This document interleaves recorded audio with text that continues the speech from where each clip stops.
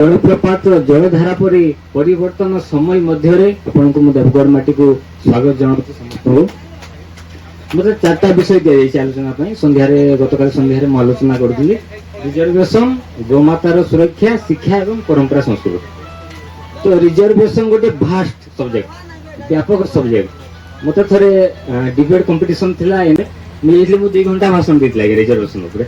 तो रिजर्वेशन उपरे तो एवं से सब विषय में कहना संभव हो नहीं केवल सम्यक धारणा देवी जे रिजर्वेशन जेते दिन पर्यंत जाति प्रथा अच्छी जिते आंबेडकर आज्ञा जिते पाठ पढ़ुते से समय विद्यालय को प्रवेश करने मना कर छोट जाति से आदिवासी संप्रदाय थे से घरे बाहर बसिक शिक्षादान करते शिक्षा ग्रहण करते।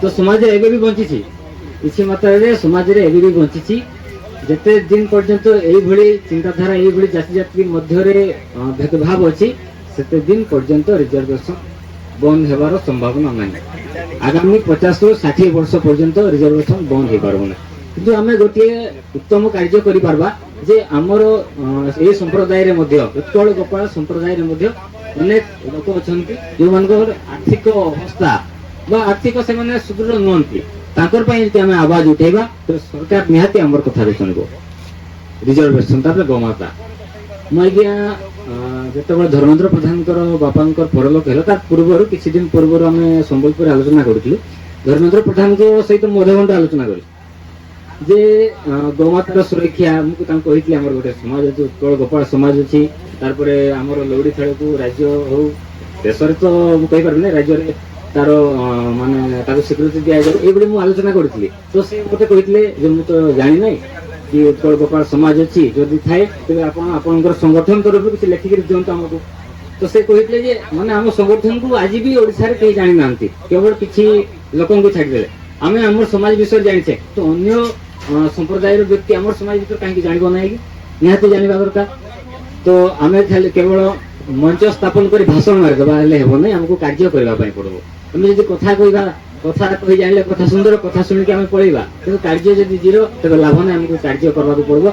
मु राजस्व मंत्री सुरेश पुजारी सब आलोचना करी मुख्यमंत्री को भी देखा कर सब आलोचना किसी से असुविधा नहीं जदि आपण दिन बाहर भी आम सीएम ऑफिस जावा समस्त सहयोग भुवनेश्वर ही रहे। आज्ञा परंपरा और संस्कृति उपरे जो संप्रदाय जो जातिर परंपरा संस्कृति तार इतिहास को जना ना से संप्रदाय को आगे को बढ़ी पार ना यदि आम आम इतिहास को आम शिखा वर्तमान समय को उपलब्धि कर भविष्य को आम परिकल्पना करवा। तो मुझे गोपाल समाज जड़े व्यक्ति जड़े छात्र जड़े पुओ होता गोपाल इतिहास को जानी ना मत परिवार कि समाज हो मत कहीं कही ना गोपाल समाज विषय शुणी ना मुझे जानी ना। तो मत तो जनवा दरकार नूतन युवपीढ़ी जदि सशक्त है तेज जा उत्कल गोपाल समाज आपको दे पार आपन गोटे कार्य करंतु उभय तो गोटे मुखपात्र स्पोक पर्सन गोटे पदवी रखु युवपीढ़ी को दिंतु गोटे यूट्यूब चैनल टे तो ना बोली लगुच यूट्यूब चैनल गोटे कले भल हम आउ ट्विटर हो बा फेसबुक इंस्टा सबुठी आम सक्रिय रहा दरकार रहा दरकार से आउ जड़े इंजीनियर कहते से इनकम 1% देवे आम जब समस्ते से इनकम 1% देवा तेज निहाती से गोटे स्वागत योग्य विषय। आमर मोर तो किसी इनकम ना आज्ञा मु भी संगठन मोर 2टा संगठन अच्छी तो संगठन चलने अर्थर आवश्यक यही संगठन भी अर्थर आवश्यक किंतु अर्थ रु उपरे तार मनोबल अच्छी विश्वास आंतरिकता अच्छी से अर्थ भी आवश्यक अच्छी जदि आमर उत्कल समाज बा आमर संप्रदाय जो व्यक्ति गरीब अच्छा जे माने माने कौन कह गरीब रेखा तले अच्छा सुविधा जोगे देवाई आमको अर्थर दरकार केवल इलेक्शन समय सरकार तो पैसा मिले और ना जानी भल भाव में इलेक्शन समय सब किसी मिले आउ तो मुझे शुणी भुवनेश्वर जगह मिली घर को बनवा ना घर कितु ही ना मु फेसबुक चेक करी गत संध्यार आमर उत्कल गोपाल समाज 72,000 व्यक्ति अच्छा माने जॉइन अच्छा जदि से 72,000 जनका 20 टंका लेखा देले तबे पाखापाखि 14 लाख टंका हम 14 लाख टंका निहाती भाव में गोटे मुख्यालय जहाँ भी हो मिल पार।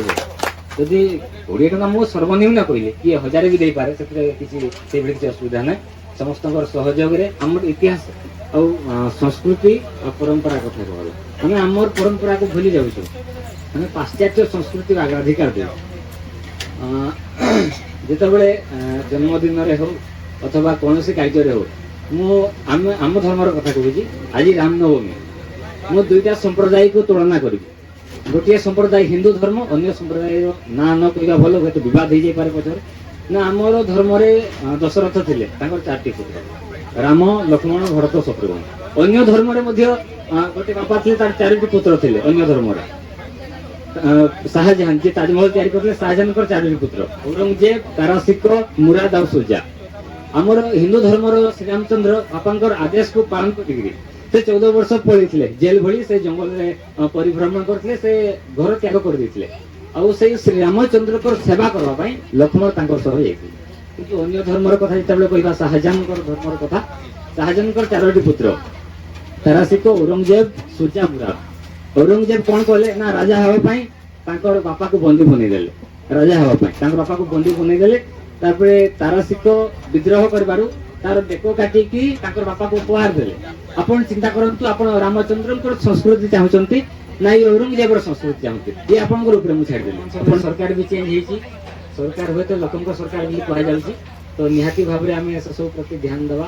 ଆଉ ମୁଖପାତ୍ର ମୁଁ ଯେଉଁ କହିଲି ସ୍ପୋକ୍ ପର୍ସନ୍ ଆପଣ ରଖନ୍ତୁ, ୟୁଟ୍ୟୁବ୍ ଚ୍ୟାନେଲ୍ ଗୋଟେ ଖୋଲନ୍ତୁ, ଫେସବୁକ୍, ଇନଷ୍ଟା, ଟ୍ୱିଟର ସବୁଠି ଆମକୁ ଆକ୍ଟିଭ୍ ହେବାକୁ ପଡ଼ିବ। ତାପରେ ଆପଣ 24 ଘଣ୍ଟାରୁ 1 ଘଣ୍ଟା ଦେଶ ପାଇଁ ଦେବେ, 1 ଘଣ୍ଟାରୁ ଅଧ ଘଣ୍ଟା ଆପଣ ଉତ୍କଳ ଗୋପାଳ ସମାଜ ପାଇଁ ଦେବେ, ଆଉ 15 ମିନିଟ୍ ଓଡ଼ିଶା ପାଇଁ ଦେବେ, ଆଉ 15 ମିନିଟ୍ ଭାରତ ପାଇଁ ଦେବେ। ବିକଶିତ ଓଡ଼ିଶା, ବିକଶିତ ଭାରତ ସହ ବିକଶିତ ଉତ୍କଳ ସମାଜ ଆମେ ଗଠନ କରିବା, ଏଥିରେ ସନ୍ଦେହ ନାହିଁ। ବହୁତ ବହୁତ ଧନ୍ୟବାଦ, ନମସ୍କାର।